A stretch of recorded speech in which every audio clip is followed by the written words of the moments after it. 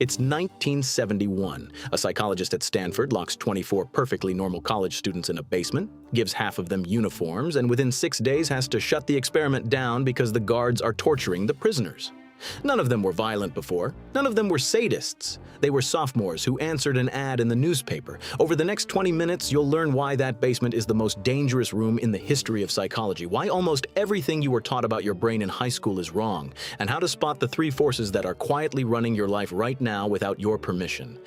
A psychology degree takes 4 years and around $160,000. This takes 20 minutes. Welcome to Skip the Degree. Start with the most uncomfortable fact in the entire field. You do not know why you do most of what you do. Not in a poetic way. In a literal, measurable, peer-reviewed way, the part of your brain that explains your decisions is not the part of your brain that makes them. It's a press secretary, hired after the fact, with no access to the meeting room. Psychologists have a name for this. They call it confabulation. And the experiment that proved it is genuinely strange. In the 1960s, neurosurgeons treating severe epilepsy began cutting the corpus callosum, the thick bundle of fibers connecting the brain's two hemispheres. The surgery worked. The seizures stopped. The patients went home. They seemed completely fine. Then a young researcher named Michael Gazzaniga started running tests on them. He'd flash a word to the right side of the brain, the side that can't speak, and instruct it to perform an action. The patient would do it. Then Gazzaniga would ask the left side, the talking side, why they did it, and the left side would invent a reason. A confident, fluent, completely fabricated reason. The patient wasn't lying. The patient genuinely believed the explanation. The brain had simply written a press release for a decision it didn't make. Now here's what should bother you. Your brain is doing this right now, not because it's split, because that's what brains do. You don't have a single self running the show, you have a committee and the spokesperson is making things up. This is the foundation. Psychology, as a serious science, begins with the realization that introspection, looking inward and reporting what you find, is one of the least reliable tools humans possess. You cannot trust your own report of your own mind. Which raises an obvious question. If we can't trust people to tell us what's happening inside them, how do we study what's happening inside them? That question is what split psychology into warring tribes for over 100 years. The first tribe gave up on the inside entirely. It's the early 20th century. A Russian physiologist named Ivan Pavlov is studying dog digestion. Boring topic. Career-making accident. He notices the dog start salivating before the food arrives at the sound of the assistant's footsteps. He pulls on this thread, and the entire idea of mind unravels. Pavlov shows that a dog can be taught to drool at a bell, a light, a metronome, anything. The dog isn't thinking. The dog is being shaped. Behavior is just inputs and outputs, and whatever happens between is, in his words, irrelevant. This idea explodes in America under a man named John Watson, who declares that consciousness is unscientific superstition and that psychology should study only what it can see. Then comes B.F. Skinner, who builds boxes with levers and pigeons and proves you can sculpt almost any behavior with the right schedule of rewards. For 50 years, this view dominates. The mind is a black box. Don't open it, just train it, then someone opens it. The second foundational concept is the cognitive revolution, and it starts with a problem the behaviorists couldn't solve: language. A child learns to speak without anyone training them. A 2-year-old produces sentences they have never heard before. No reward schedule explains that. In 1959, a young linguist named Noam Chomsky publishes a review of Skinner's book on language so devastating that it ends an era. Chomsky argues essentially that something must be happening in the black box because the outputs are too creative for the inputs. Around the same time, computers arrive, and computers give psychologists a metaphor they didn't have before. The mind, they start to say, is not a behavior factory. The mind is an information processor. It has memory, it has storage, it has retrieval, it has bugs. You can study what's inside the box by watching how long it takes to do things, by watching what it forgets, by watching what fools it. This is where modern psychology actually begins, not with Freud, not with couches, with reaction times and memory experiments and the strange discovery that humans, as information processors, are spectacularly broken in highly predictable ways. Which brings us to the third foundation, and this one is personal. Daniel Kahneman was a psychologist. He had never taken an economics course. In the 1970s, working with his friend Amos Tversky, he started cataloging the ways human judgment systematically fails. Not occasionally, systematically. They showed that people will pay more to avoid a loss than to gain the same amount. that a question's wording changes the answer even when the content is identical, that we judge probability by how easily an example comes to mind, which is why people fear plane crashes and not car crashes, even though the car will almost certainly be the thing that kills them. Kahneman eventually framed it as two systems sharing one skull. System 1 is fast, automatic, emotional, and almost always in charge. System 2 is slow, careful, analytical, and exhausted by lunch. You think you live in System 2, you almost never do. System 2 is the press secretary. System 1 is the meeting room. In 2002, Kahneman won the Nobel Prize in economics for psychology. The other field finally admitted that the rational agent at the center of every economics textbook does not, in any meaningful sense, exist. 3 foundations. The self is a confabulation. The mind is an information processor. And that processor is biased in ways you cannot feel from the inside. Hold those 3. Everything that follows is what happens when the field tries to live with them.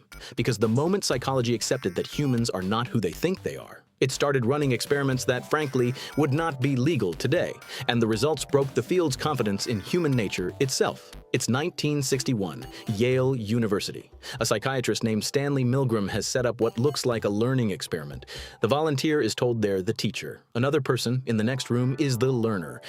Every time the learner gets a word pair wrong, the teacher gives them an electric shock. The shocks go up. 15 volts, 75 volts. The learner starts to scream. At 150 volts, they beg to stop. At 300 volts, they go silent. The voltage labels reach 450. The shocks weren't real. The screams were a recording. The only real subject was the teacher, the ordinary person standing at the dial. Milgram wanted to know how far they would go. 65% went all the way, to 450 volts, past the silence, because a man in a lab coat said calmly, "Please, continue." Milgram designed the study after watching the trial of Adolf Eichmann, the Nazi bureaucrat who organized the logistics of the Holocaust and defended himself by saying he was just following orders. Milgram's question was whether Eichmann was a uniquely German monster, or whether the capacity to deliver suffering on command lived inside ordinary New Haven housewives and accountants. The answer, 65% of the time, was the housewives and the accountants. This is the first rupture. Personality is not what you thought. The traits you believe define you, kindness, decency, cruelty, courage, are not stable possessions you carry from room to room. They are largely produced by the room. Change the room, change the person. Psychologists call this the situationist revolution, and it gutted half a century of work that had treated character as a fixed thing. Now here's what makes the rupture worse. A decade later, Philip Zimbardo runs the Stanford prison experiment from the basement we started with. Same shape of finding. Decent young men, randomly assigned roles, dissolve into guards and prisoners within 48 hours. The experiment was supposed to last 2 weeks. It lasted 6 days. Recent reanalysis suggests Zimbardo coached the guards more than he admitted, which matters scientifically. But the underlying point, replicated in real prisons, real armies, real schoolyards, holds. Roles eat people.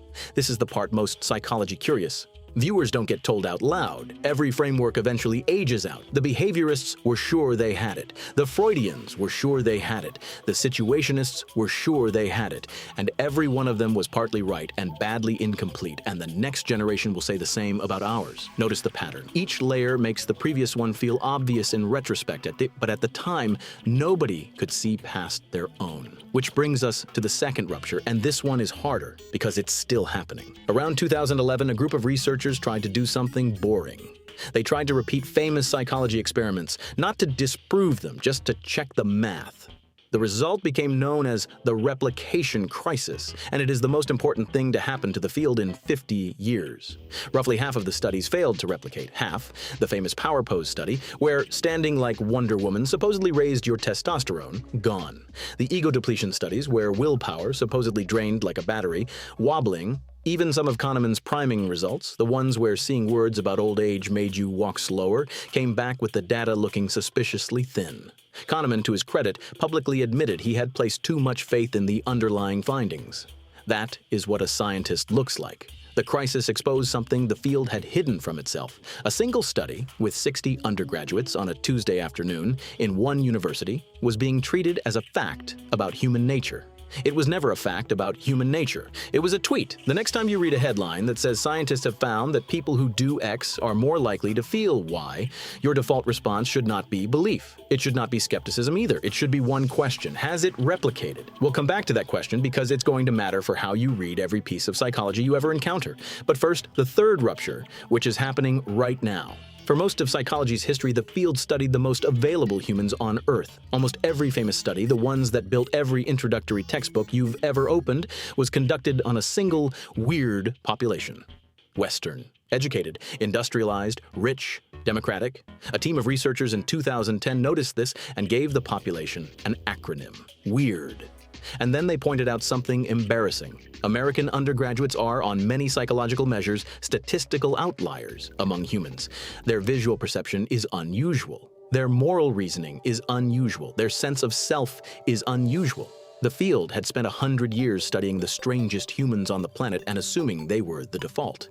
Cross-cultural research has slowly corrected this, and the corrections are stranger than the corrections to behaviorism. People in collectivist societies remember different things from the same scene. People raised on rice farming and people raised on wheat farming, even within the same country, score differently on tests of individualism. The famous fundamental attribution error, where you blame other drivers for being jerks but blame your own bad driving on traffic, is much weaker in East Asian samples. Some of psychology's most basic laws are not laws. They are local customs. 3 ruptures. Character is situational. Half the canon may be wrong. And what canon survives may only describe a sliver of humanity. If you are now feeling slightly less sure of what you know about people, the field has done its job. Hold that thought, because it changes what we should do with the parts that did survive. Because psychology, despite all of this, has not collapsed. It has matured. The findings that survived replication, that survived the weird critique, that survived a century of arguing about whether the mind even exists, form a smaller but much harder core. And from that core, you can extract a working framework for how a human actually operates. 3 forces. None of them are you, exactly. All of them shape you constantly. Here's the first lens. The unconscious mind is real, but it looks nothing like Freud's. Freud imagined a basement of repressed sexual urges censored by a moral upstairs. The basement is real. The contents are not what he thought. Modern cognitive science describes an unconscious that is mostly a vast pattern-matching engine, running predictions about the world a few hundred milliseconds ahead of your awareness. When you catch a ball, your conscious mind is the last to know. When you take an instant dislike to a stranger, your unconscious has already finished the analysis based on micro-cues you can't name.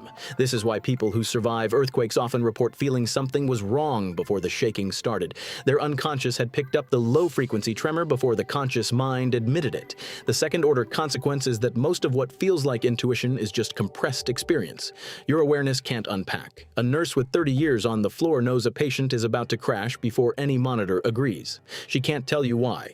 She is not psychic. She is pattern-matched. For your life, this means the question is never whether to trust your gut. The question is whether your gut has had enough relevant data to be worth trusting. The second one cuts deeper. Behavior is shaped by environment more than by character. This is the lesson of Milgram and Zimbardo, scrubbed of its melodrama and confirmed in 1,000 quieter studies. If you want to predict whether someone will exercise, do not assess their willpower. Look at whether their gym is on the way home from work. If you want to predict whether a teenager will start smoking, do not assess their values. Look at whether their 3 closest friends smoke. The Dutch city of Groningen reduced cycling injuries not by educating cyclists, but by redesigning intersections. Behavior moved because the environment moved. The second-order consequence is brutal for self-help. Most personal change fails not because the person is weak, but because they tried to change themselves while leaving the room exactly the same. The room wins. It almost always wins. For your life, this means the highest leverage intervention is rarely a new resolution. It is moving the bowl of fruit to the counter and the phone to the other room. Boring. Effective. Every time. And then there's the third, and this one is the most modern. The brain is a prediction machine, not a reaction machine. For most of the 20th century, psychologists pictured the mind as something that received the world and responded. Stimulus, then response. Recent neuroscience has flipped this. Your brain is not waiting for the world. Your brain is constantly generating a model of what it expects the world to be, and then using your senses only to correct the model when it's wrong. You are not seeing this screen. You are seeing your brain's prediction of this screen, lightly edited by what your eyes report. This is why optical illusions work. The prediction overrides the input. This is why chronic pain can persist after the injury heals. The brain keeps predicting pain, and the prediction becomes the experience. Researchers like Lisa Feldman Barrett have shown that even your emotions are not raw reactions, but constructed forecasts. You don't feel anxious because something is wrong. You feel anxious because your brain predicted something would be wrong, and now your body is preparing for the wrongness that hasn't happened yet. The second-order consequence is that changing your life often means changing your priors. Therapy works when it works, largely by forcing the prediction engine to update. So does exposure. So does sleep. So does occasionally just being told a different story about what's happening to you for your life. This means the most powerful intervention is rarely new information. It is the slow, patient work of teaching your brain to expect a different world. This is the framework. Pattern engines you can't see, environments you underweight, predictions you mistake for reality. Together, they form a quiet thesis. You are not the captain of your mind. You are a negotiator who shows up late to a meeting that's already half over. The work of a thoughtful life is figuring out which of those forces is currently running the room and whether the meeting is one you actually want to be in. And remember the question we left open earlier, the one about replication. The reason these three forces are worth trusting is that they are precisely the parts of psychology that did replicate across labs, across cultures, across decades. The rest is still being audited. You now understand why introspection lies, why Milgram's basement matters more than your personality test, what the replication crisis actually means for every headline you read, and the three forces: unconscious pattern matching, environmental shaping, and predictive processing that quietly run a human being. That's 4 years of a psychology degree, the experiments they actually run, the crises the field doesn't advertise, and the working model of the mind that survived 100 years of arguing. In 20 minutes, skip the degree. Psychology, in the end, is not the study of what people are. It's the study of how little of themselves people get to author, and how much can still be changed once they see the borrowed parts clearly. The mind is older than you. The room is louder than you. The prediction is faster than you. And somewhere inside all of that, there is still a small, late-arriving voice that gets to vote. Not often, not loudly, but it votes. That voice, learning to listen to itself, is what the whole field was ever trying to find. If you made it this far, run a quick audit on yourself. Notice one behavior today and ask which force is actually running it. Was that craving a real preference or a prediction your brain has been rehearsing since childhood? Was that decision yours or the environment's? Was that opinion something you reasoned into or a confabulation your press secretary handed you on the way out? The mind doesn't reveal itself to people who don't look. Subscribe, and let's keep auditing the things you were never taught to question.